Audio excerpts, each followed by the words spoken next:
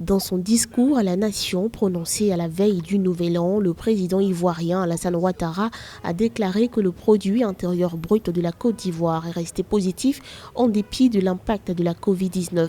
À fin 2020, le produit intérieur brut a affiché un taux de près de 2% selon le chef de l'État. Rappelons qu'en 2018 et 2019, la croissance du PIB réel était de 7,4% d'après la Banque africaine de développement. L'appareil productif de notre pays a connu un ralentissement avec une révision du taux de croissance du produit intérieur brut à environ 2% cette année 2020, contre environ 7,2% initialement prévu.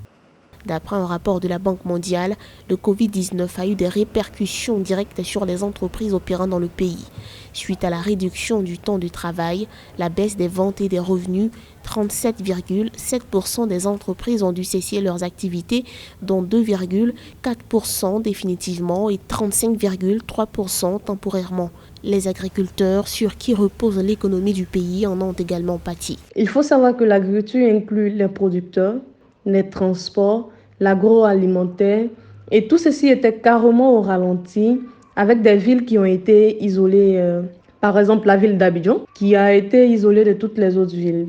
Pourtant, Abidjan est un gros pôle de commercialisation de tous nos produits locaux en Côte d'Ivoire. Et aussi, on a eu la fermeture des frontières avec les autres pays, ce qui a carrément mis KO, pour dire de façon terre à terre, nos artisans locaux. Toujours selon le rapport de la Banque mondiale, près de 35% des entreprises exportatrices et 54% des entreprises détenues majoritairement par des investisseurs étrangers ont fermé du fait de la pandémie.